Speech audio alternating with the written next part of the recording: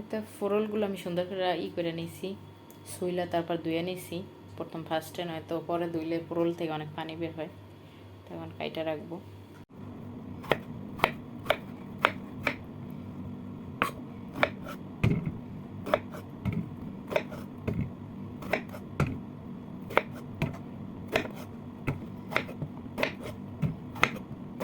এরকম করে ফোড়লগুলো সব ফোড়লগুলো আমি কেটে নেবো।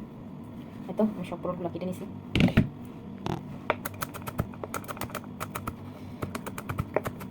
ফোড়লের ভিতরে আমি রসুন কুচাই দেবো, অল্প রসুন দিলেই হবে।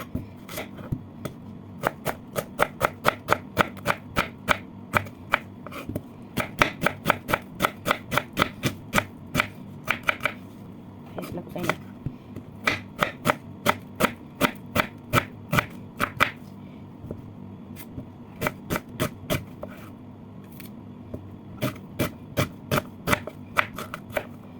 পেঁয়াজ কুচানো হয়ে গেছে, তরকারি বসাই দেবো।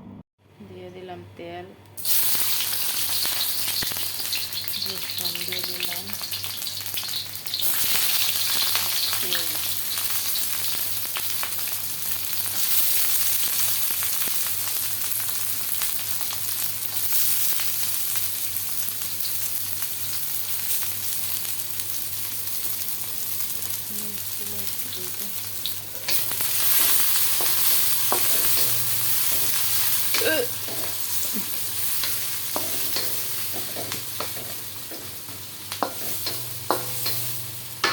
দিয়ে দেবো লবণ,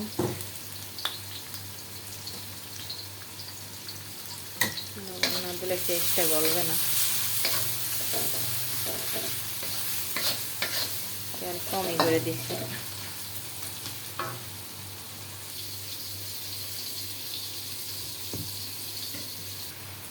হলুদের গুঁড়া দিয়ে দিলাম পরিমাণ মতো,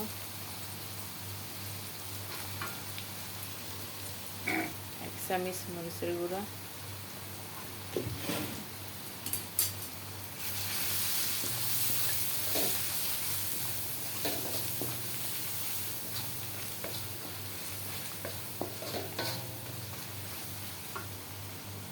দিয়ে দিলাম পানি মশলাটা কষানোর জন্য।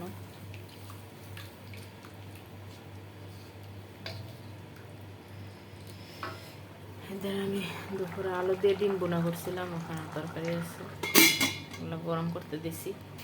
একটু এখানে বসাই দিছি ভাত, মশলাগুলো আমি এখনো কষাইতেছি। মাছ আমি ফ্রাই করবো না, কাঁচামরিচ দেবো।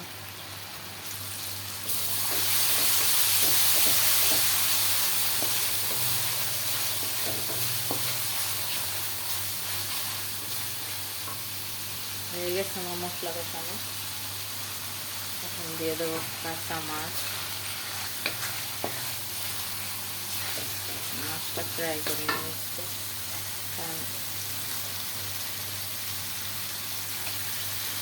টাইম নেই।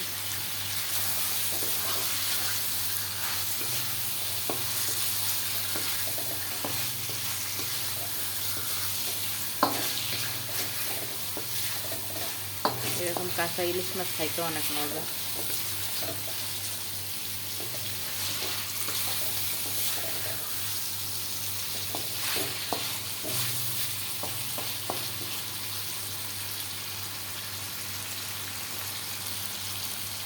তো আমি মাছটা উঠাই নেবো, কারণ এখন যদি আমি তরকারি দিই তাহলে মাছটা ভেঙে যেতে পারে, কাটা হয়ে যাবে, তখন আমি কষ্ট দিতে। এই তো অফ ক্যামেরা আমি মাছগুলো সব উঠাই নিয়েছি। এখন এই মাছগুলো ভিতরে আমি আগে থাকতে ধুয়ে রাখা পুরো সুন্দর করে এখন এগুলো সুন্দর করে এখন কষাইতে হবে। মাছগুলো আমি উঠাই নিয়েছি, কারণ মাছগুলো ভেঙে যাবে, ভেঙে কাটা হয়ে যাবে।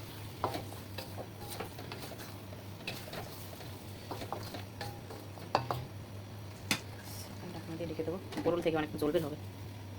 তো এখন মাছ ঢেলে দেবো।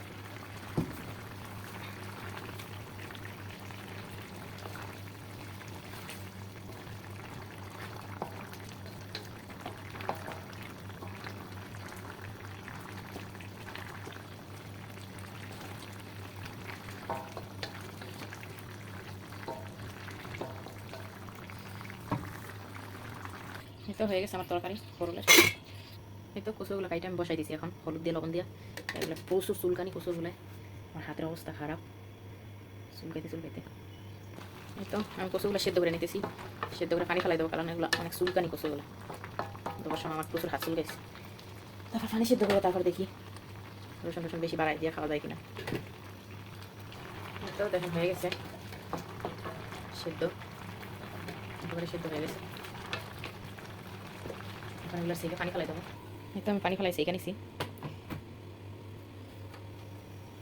এখন রান্না বসাবো চিংড়ি মাছ দিয়া। কচুটা রান্না করবো আমি সরিষার তেল দিয়ে।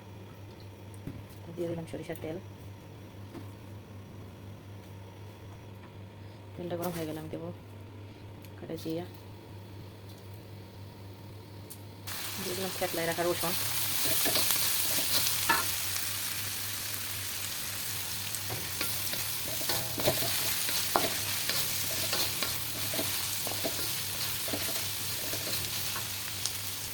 দিয়ে দিলাম চিংড়ি মাছ আর কাঁচামরিচ,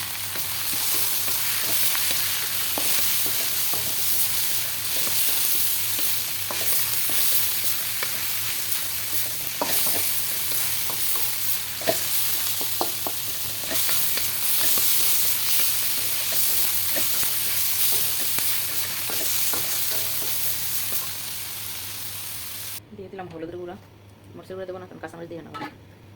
অনেকগুলো রসুন এটার ভিতরে দিচ্ছি, আরও এখানে 2টা ছেঁচা নিছি ফোড়ন দেওয়ার জন্য। তো কচু এখন দিয়ে দেবো ঢেলে।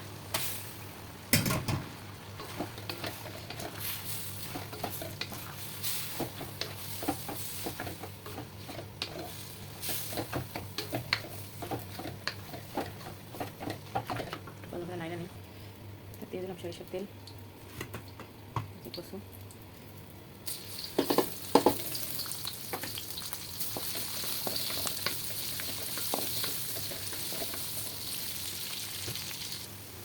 হয়ে গেছে আমার রসুন।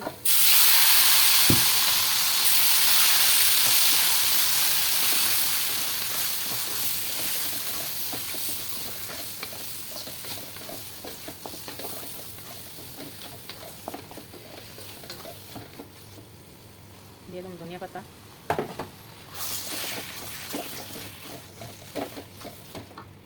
তো এরকম করে আপনারা খাইতে পারেন কচু, আশা করি অনেক মজা হবে। চিংড়ি মাছ দিয়ে কচু হয়ে গেছে আমার। এই তো আমার কচু রান্না করা হয়ে গেছে চিংড়ি মাছ দিয়ে, কচুর ডাটা আর কি। আমি একটা ছোটো পাতিলে ডাইলা নিছি, কারণ বেশি বড় পাতিলে ভালো দেখায় না।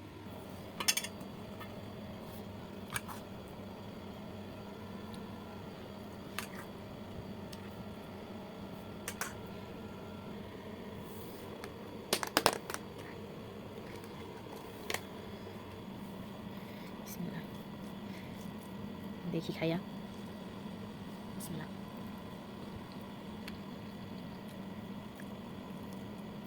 অনেক মজা হয়েছে।